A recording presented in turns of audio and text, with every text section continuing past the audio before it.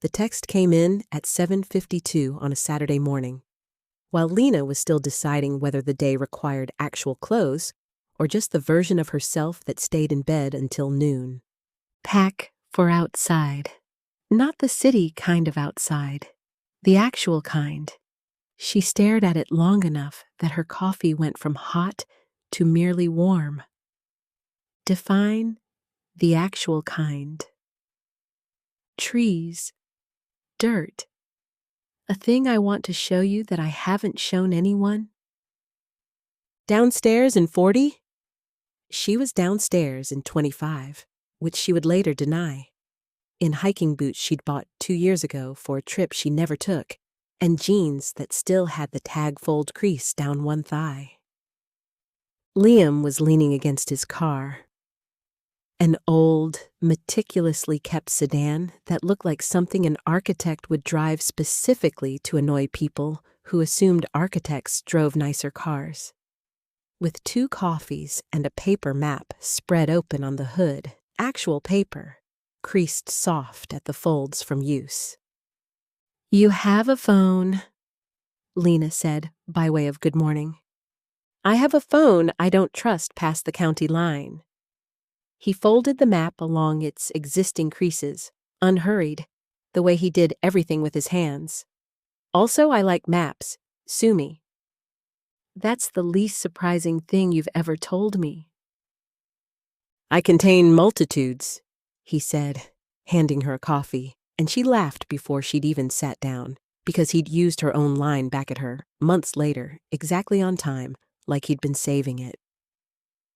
The city let go of them slowly. First the towers thinned, then the traffic. Then the particular tension in her shoulders that she'd stopped noticing was permanent until it started, mile by mile, to loosen. Liam's phone lit up once in the cup holder, a name Lina didn't quite catch, and he silenced it with his thumb without slowing down, flipping it face down against the console in the same unhurried motion he used for everything. She almost asked. She didn't. Not that day.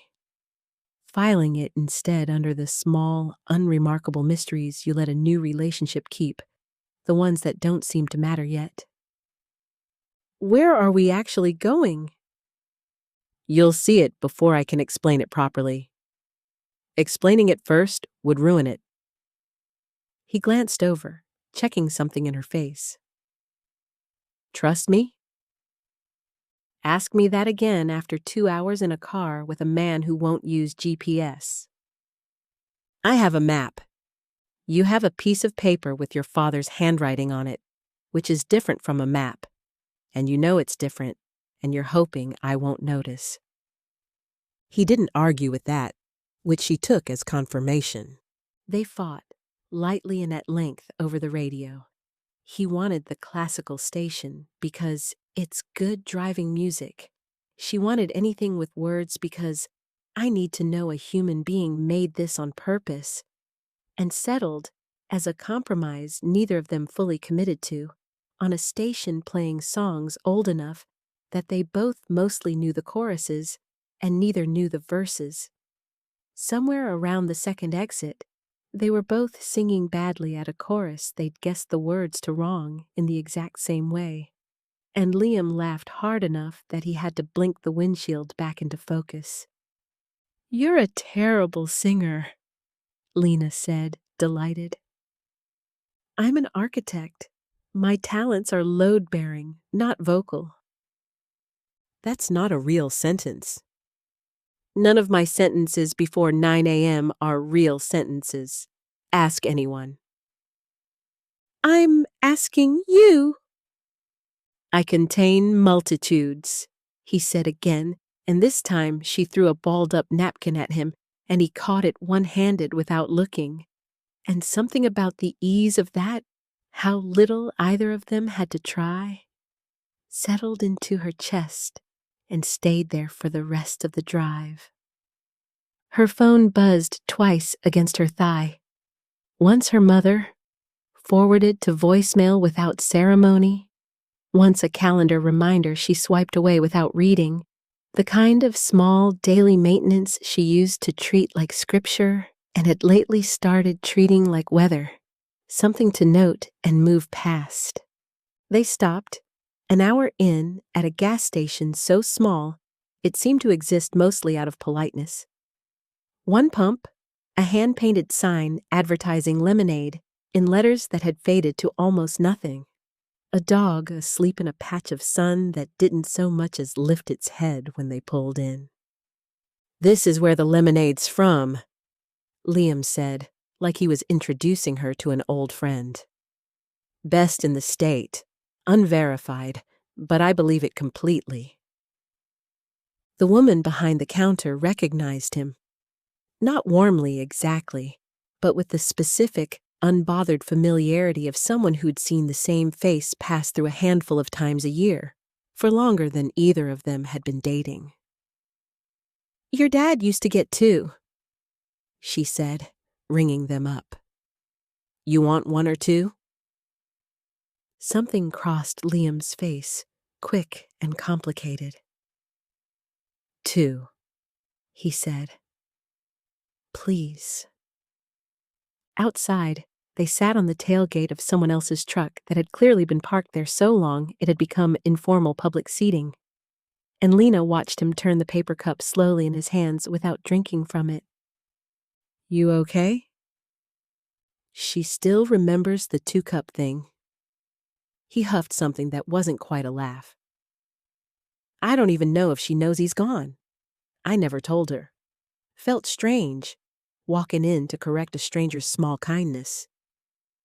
"You don't have to fix every kind thing that's slightly out of date," Lina said. "Some of them are allowed to just keep being kind, a little wrong, forever." He looked at her for a second too long. "That's a very generous way to think about grief." "I've been practicing," she said, and bumped her shoulder against his, and he let it stay there. The dog finally woke up enough to wander over and rest its head on Liam's knee with the total unearned confidence of an animal that had never once been told no. And Lina took a photo she didn't send to anyone, just kept, the way you keep a receipt for something you don't want to return. The chapel sat in a clearing, like something the forest had grown around, rather than something built into it. It was unfinished, and had clearly been unfinished for a very long time. A stone foundation and half a nave, walls rising to shoulder height on one side and stopping entirely on the other, as if the building had simply run out of momentum mid-sentence. Ivy had claimed most of the exposed stone. A single stained glass window, intact and startlingly whole against all that decay, threw a small, moving puzzle of blue and gold light across the weeds where an altar might once have gone. "My father started this the year before I was born," Liam said, standing very still just inside where a doorway would have been. "A private commission. Family wanted a chapel on their land, ran out of money halfway through, and by the time they scraped together more, my father had 2 other jobs and a newborn and just never came back to it. He used to drive out here alone, some Sundays. Never told my mother where he went. I only knew because I found the gas receipts once, going through his desk after he got sick." "You never showed anyone this." "I never showed anyone this." He said it like a fact he was testing the weight of out loud for the first time. "I used to think it was because it was too sad. My dad's one unfinished thing, out here rotting for 30 years. He crouched, ran a hand along the base of the intact wall, an architect's gesture, checking the bones of something. "But I think it's actually because it's the only place that's just his. Everything else of his I inherited. The firm, the tools, the way I hold a pencil. This is the one thing that's still only him. Lina didn't reach for him. She'd learned by now that some silences of his weren't fulfilling. She walked the perimeter instead, reading the building the way he'd taught her to read buildings without meaning to. The ambition of the original plan visible in the foundation's scale. A chapel meant to hold 40 people, maybe 50. A modest, hopeful little dream someone had run out of money and time to finish. She traced a hand along a stretch of wall where the stonework changed slightly, one mason's hand giving way to another's, a small, honest seam in the ambition. "Did you ever think about finishing it?" she asked. "Properly, I mean. You have the training. You'd know how." "Every year for about 11 years. Then I stopped myself because I think the actual gift he left me was an unfinished thing. And finishing it might just be me deciding I know better than a man who ran out of time before he ran out of reasons." He came to stand beside her at the wall. "Also, selfishly, if it's finished, it's not a secret anymore. Right now, it's the one place in the world that's only ever had the two of us in it." "3," Lina said, before she'd fully decided to say it. He looked at her. "3 now," she said. "If that's allowed." "That's allowed," he said, quiet, and something in his shoulders came down the way it had the night she'd crossed the street toward his open door. They ate on a blanket inside what would have been the nave, bread and cheese, and the too sweet lemonade. Sunlight coming down through the roofless half of the building like the world's largest, least efficient skylight. At some point, with no particular ceremony, the tinny little speaker on Liam's phone found its way into the grass beside them, playing the same station from the car. And when a song came on that both of them half knew, he held out a hand without getting up first, an invitation phrased as a formality. "There's no floor," Lina pointed out. "There's weeds and a lot of ambition." "The nave doesn't need a floor to be a nave. I'm an architect. Trust the professional opinion." She took his hand. They danced badly in the specific, unhurried way of two people who'd stopped needing to be good at things in front of each other, her boots sinking slightly into the soft ground, his hand warm and a little uncertain at her waist, like he was still surprised, some days, that he got to put it there. The stained glass light moved slowly across both of them as they turned, blue and gold, and for a few minutes neither of them said anything at all, and it was, Lina thought, one of the best silences of her entire life. "Can I ask you something?" Liam said eventually, still swaying. "And you not immediately turn it into a joke?" "You're asking a lot of me." "I know." She stopped moving. "Okay. Do you ever think about what you actually want? Not the version you've optimized for. The promotion, the spreadsheet, the whole architecture of being fine. The actual want, under all of it." She was quiet long enough that a bird finished an entire phrase of song somewhere above them. "Sometimes," she said. "Usually right before I fall asleep, and then I make myself stop, because it's easier to want the version of my life I already have a plan for." Her phone buzzed against the blanket, back where they'd left it. She glanced at it out of habit before she could stop herself, and something in her face changed in a way she didn't manage fast enough to hide. "What?" "Nothing. Work thing." "Lina." She turned the phone so he could see it. An email, subject line, bright with the particular corporate cheer reserved for good news. "Congratulations. Regional Director. Opening confirmed." Below the subject, a single line visible in preview. We'd need you relocated by the 1st, given the scope of the... She locked the screen before he could read further, though she suspected he'd already seen enough. That's the promotion, he said. It wasn't a question. That's the promotion. 2 hours north, or 4, different region entirely. She heard how flat her own voice had gone, the specific flatness she used for delivering information she hadn't yet decided how to feel about. 18 months, maybe more if it goes well. Liam didn't say anything for a moment. He picked a piece of ivy off the edge of the blanket, turned it over in his fingers, set it down with the same care he gave everything. When did you find out? Wednesday. And you were going to tell me? I don't know, she said, and for once it wasn't a deflection. It was simply true. I didn't know how to bring it into a room I liked so much. Neither of them said anything for a moment. Liam reached over, unhurried, and folded the wax paper back over the last of the cheese, tucking it into the basket the way you'd put away something you weren't finished with.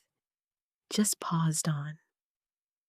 Lina smoothed a wrinkle out of the blanket that didn't need smoothing. It wasn't avoidance exactly, just two people giving the conversation enough room to breathe before it asked anything more of them. He was quiet after that in a different way than before, the kind she'd learned by now to actually worry about. Not the comfortable kind, the other kind. The kind that had once meant 4 days of silence and a light he refused to explain. Say something, she said. I'm trying to figure out if I'm about to be honest or generous, he said, because right now those feel like 2 different sentences and I don't know which one you need. Try honest. I've had enough generous today. He nodded slowly, like she'd confirmed something he'd suspected. Honest is, I'm scared, not of you leaving, of the specific shape of it. I built a whole personality out of not needing people so I wouldn't have to feel it if they left anyway. And it worked, mostly until you. And now the actual practical, real-world version of losing someone is sitting on a blanket in front of me holding a phone with a job offer on it. And every instinct I have says close the door again before it happens on purpose instead of by accident. That's not generous. I said I'd try honest. She turned her own words over before she used them, an old habit, checking for sharp edges. Can I be honest back? Please. I've spent my whole life terrified of becoming the woman who gives something up for a man and calls it love. My mother did it. Her mother did it. I promised myself in a very specific, very embarrassing way at 22 that I never would. She looked at the unfinished wall instead of at him. Easier that way. So when I read that email, the very first feeling, before anything about you, before anything about us, was pure relief that I still get to want things that are just mine. That's allowed. I know it's allowed. I'm telling you it happened first, and it scared me, because I didn't know if it meant something about what I actually want, or just about what I'm afraid of becoming. Neither of them said anything for a while. The light had shifted enough that the stained glass puzzle had crawled a foot across the weeds, blue and gold, moving with an indifference that felt, at that moment, almost merciful. I don't want to be your reason not to go, Liam said finally. That's a different kind of unfinished chapel. I don't want to be the thing you almost built and then didn't because of me. And I don't want to find out in 18 months that I built a whole new life somewhere else because it was easier than figuring out how to want 2 things at once. They didn't solve it. She wanted, if this ever got told properly, for that part to be exact. They didn't fix it on a blanket in an unfinished chapel with lemonade going warm between them. That's not how the actual big things get decided, not the honest ones anyway. What they did instead was smaller and, she'd come to think later, more important. Liam pulled out his own phone, an act she'd never once seen him do voluntarily in a moment that mattered, and opened a blank note. "What are you doing?" "Starting a list, not a decision. A list." He looked up, something almost shy in it. "You said everything goes in the spreadsheet. I don't have a spreadsheet. I have this." He typed slowly, with the exaggerated one-finger care of a man who mostly used his phone for maps under duress. "Things we're actually afraid of, not the fake reasons we'd give other people." That's a terrible file name. "I'll fix the file name later. Say something for the list." She thought about it, and then said the truest small thing she had. "I'm afraid that if I say no to this job for you, some version of me in 10 years will resent you for it, quietly, in a way neither of us will be able to point to." He typed it, unhurried. Then, after a moment, "I'm afraid if you say yes and go, I'll let the light go out for real this time, not on purpose, just because I stopped believing anyone was coming back to it." Also a terrible sentence for a note titled that badly. "I'm an architect, not a poet." "Could have fooled me," she said, and he almost smiled. The real one, the one that still, months in, did something complicated to her chest every single time. "Your turn again?" she said. Rules are rules. He considered it, turning the phone in his hand the way he turned everything he was deciding how to treat carefully. "I'm afraid that if I ask you to stay, and you do, I'll spend every hard day afterward wondering if you're quietly keeping score." "I'm afraid," she said, "that if I go, I'll get very good at being fine again. That's the actual scary part. Not being sad in the new city, being fine, being so good at fine that I forget this was ever a difficult decision at all." Neither of them wrote anything for a moment after that one. Some entries, she was starting to understand, didn't need the phone. They drove back as the light went long and gold across the fields, the city rising ahead of them in the distance like something being slowly rebuilt out of glass and haze. "You don't have to decide today," Liam said, eyes on the road. "Or this week. I just didn't want you deciding it without me knowing it existed. That's all I actually needed today." "I know. Do you?"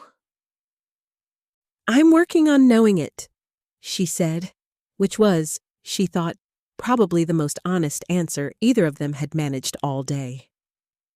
Her phone buzzed once more before they hit the first traffic light back inside the city limits.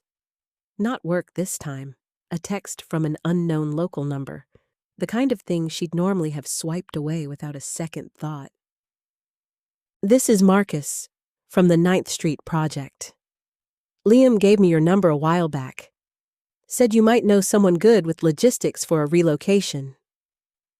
She frowned at it, turned the phone so Liam could see. "I don't know a Marcus," she said. Liam glanced at the screen at the next red light, and something crossed his face too fast for her to fully read before he schooled it back into neutral. Not quite a lie, not quite nothing either. "Neither do I," he said. "Weird. Must be a wrong number." The light turned green.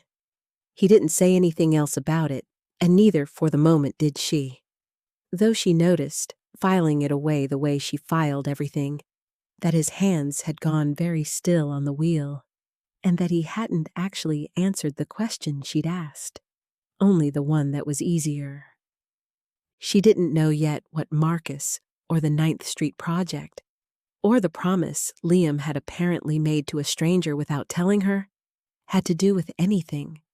She had a feeling, the specific kind she'd learned to trust since the night she first crossed a rainy street toward a lit window, that she was about to find out. He dropped her at her building a little after 9, the kind of easy, unfinished sentence goodnight that came from two people who'd already decided, without saying so, that this wasn't actually good night, just good night for now. A kiss at her door that lasted a beat longer than either of them had planned, his hand finding the small of her back like it had been practicing the motion in private. Upstairs, she didn't turn on the overhead light. She stood at the window instead, out of habit now more than loneliness, and looked for his, 3 floors down and to the left, steady as always, the one constant in a skyline that otherwise rearranged itself daily in her head, depending on what she was afraid of that week. She opened her own phone. Not the work email, still unanswered, still sitting there with its bright corporate cheer demanding a decision she wasn't ready to hand it. Not the drafts folder, empty now. Retired the night she'd finally deleted the last thing in it. A new note instead. Blank, cursor blinking with the particular patience of a page that didn't care how long she took. She thought about the list on Liam's phone, the terrible file name, the 2 sentences neither of them had written down. She thought about a dog asleep in the sun, and a woman who still made 2 lemonades out of habit for a man who wasn't coming back, and how Liam hadn't corrected her, and how right that had felt somehow. More right than fixing it would have been. She typed 1 line, then stopped. Then typed it anyway, because it seemed like exactly the kind of small, private, slightly embarrassing truth this particular relationship had been built out of from the very first lit window. Things I actually want, not the fake reasons I'd give other people. I want to stop being so good at leaving that I forget how to notice when I've found somewhere worth staying. She didn't send it to him. Not yet. Some entries, she was starting to understand, were for keeping, not sending. At least until she understood herself exactly what they meant. Across the street, right on schedule, his light held steady in the dark, patient as a held breath, waiting on nothing in particular and everything at once. She left her own on a little longer than usual before she finally went to bed. Thank you for watching. Remember to like the video, subscribe, and turn on notifications so you do not miss our newest episodes each week. Thank you again, and I'll see you in the next video.